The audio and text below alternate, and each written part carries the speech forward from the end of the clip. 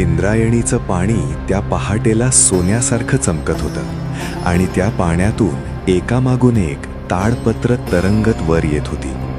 कुणाचे शब्द होते ते? विठ्ठलाचे. 13 दिवस नदीच्या पोटात राहून एकही अक्षर पुसलं नव्हतं. कारण जे शब्द खुद्द देवानं लिहून घेतले ते कुठला माणूस मिटवू शकतो? ही गोष्ट आहे तुकोबारायांची, देहूच्या एका साध्या दुकानदाराची. यांनी अभंग लिहिले आणि त्या अभंगांनी जगच बदलून टाकला. देहू गावात तुकोबांचं एक छोटंसं किराणाचं दुकान होतं. पण दुकान कसलं, तुकोबांचं मन कधी दुकानात लागलंच नाही. ते दुकानात बसायचे खरे, पण हातात तराजू नसायचा, ताडपत्र असायचं. वजन करायचं सोडून शब्द तोलायचे, लिहायचे, गायचे, रडायचे, सगळं विठ्ठलासाठी. जिजाबाई त्यांची पत्नी बिचारी रोज तेच म्हणायची, अहो ऐकता का, मुलं भुकीली आहेत, संसार कसा चालवायचा? पण तुकोबा तर दुसऱ्याच जगात असायचे. जे का रंजले गांजले त्यांसी म्हणे जो आपुले, तोची साधू ओळखावा, देव तेथेची जाणावा. या जगात जे दुखी आहेत, ज्यांचं कोणी नाही, त्यांना जो आपलं मानतो तोच खरा संत. आणि देव तिथंच सापडतो. रात्र झाली की तुकोबा इंद्रायणीच्या काठावर जाऊन बसायचे. चंद्र वर यायचा, दिवा तेवायचा आणि तुकोबांच्या हातातून अभंग जन्माला यायचे. एकामागून एक, 10, 100, 1000. तुकोबा म्हणायचे, मी काही लिहित नाही हो, विठ्ठल माझ्या हातातून लिहून घेतो.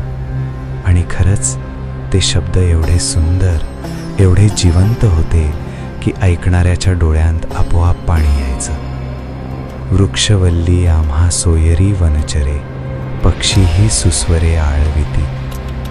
झाडं वेली म्हणजे आमचे नातेलाईक, रानातली जनावरं म्हणजे आमची माणसं, पक्षी गोड गाणी गातात. तुकोबांना निसर्गाच्या कणाकणात देव दिसायचा.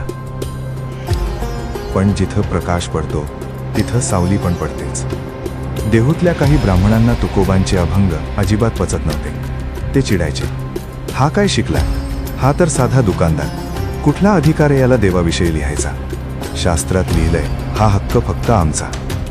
पण खरं सांगायचं तर त्यांना राग कशाचा होता? भीती होती.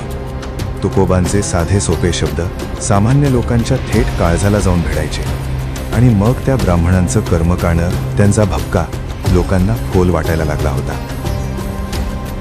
एक दिवस त्या ब्राह्मणांनी तुकोबांना गावकऱ्यांसमोर बोलावलं आणि सरळ सांगितलं, तुझे हे सगळे अभंग, हे तथाकथित काव्य इंद्रायणीत नेऊन बुडव, नष्ट कर, नाहीतर गावातून हाकलून देऊ. जरा विचार करा, ज्या शब्दांसाठी तुम्ही रात्र दिवस झटलात, ज्या शब्दांत तुमचा जीव ओतलात, ते शब्द कोणीतरी तुम्हाला म्हणताय फेकून दे. काय वाटलं असेल तुकोबांना? छाती फाटली असेल. तुकोबा इंद्रायणीच्या काठावर गेले. हातात त्यांची ताडपत्र, शेकडो अभंग, वर्षानुवर्ष विठ्ठलाशी केलेला संवाद, हे सगळं पाण्यात सोडायचं. तुकोबांनी एक एक ताडपत्र उचललं आणि हळूवारपणे पाण्यात सोडलं. जसं एखादी आई आपल्या लेकराला सोडते तसं.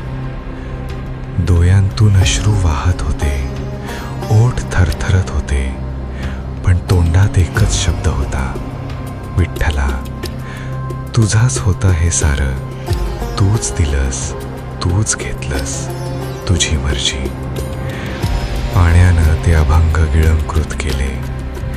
एक एक पान बुडत गेलं आणि तुकोबा तिथंच काठावर निश्चल बसले.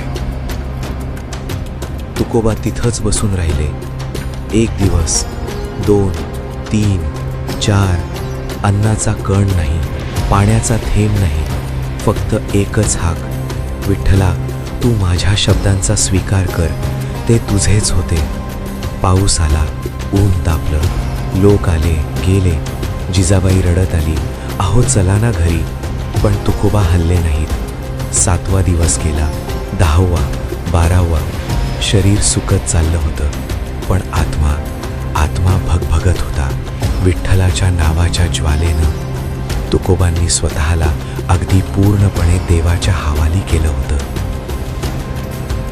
आणि 13वा दिवस उजाडला. पहाटेचा प्रकाश पडला आणि इंद्रायणीच्या पाण्यावर एक अद्भुत सोनेरी तेज पसरलं. पाण्यातून हळूहळू वर आलं एक ताडपत्र, मग दुसरं, मग आणखी एक. एकामागून एक शेकडो ताडपत्र पाण्यातून तरंगत वर आली. तेला दिवस नदीत राहूनही एक अक्षर पुसलं नव्हतं, एक पान भिजलं नव्हतं. जसंच्या तसं, अगदी जसंच्या तसं. तुकोबांनी डोळे उघडले आणि त्यांनी पाहिलं विठ्ठलानं त्यांचे अभंग परत पाठवले होते. आम्हा घरी धन शब्दांचीच रत्ने, शब्दांचीच शस्त्रे यत्न करू. आमच्या घरचं धन काय? शब्दच. शब्द म्हणजे रत्न, शब्द म्हणजे शस्त्र, आणि ही रत्न ही अमर आहेत. तेच ब्राह्मण ज्यांनी तुकोबांचे अभंग बुडवायला लावले. त्या सकाळी ते तुकोबांच्या पायाशी येऊन पडले. पण तुकोबांनी काय केलं? राग धरला? सूड घेतला? नाही. त्यांनी त्या ब्राह्मणांना हातानं उचलून उभं केलं. प्रेमानं. कुणाचाही द्वेष करू नका. आपण सगळे विठ्ठलाचीच लेकरं. हेच तर संतपण. ज्यांनी तुमचा सर्वस्व उद्ध्वस्त करायचा प्रयत्न केला त्यांनाही क्षमा करणं. कारण सत्याला कोणी बुडवू शकत नाही. जे खरं असतं ते वर येतच. मित्रांनो, तुकोबांची ही गोष्ट 350 वर्षांपूर्वीची आहे. पण ती जुनी नाही, ती आजच्या आजही तितकीच खरी आहे. तुम्ही कधी मनापासून काही केले? एखादं गाणं, एखादी कविता, एखादं काम ज्यात तुमचा पूर्ण जीव ओतला आणि कोणीतरी आलं आणि म्हणालं, तुला हे जमणार नाही, सोडून दे.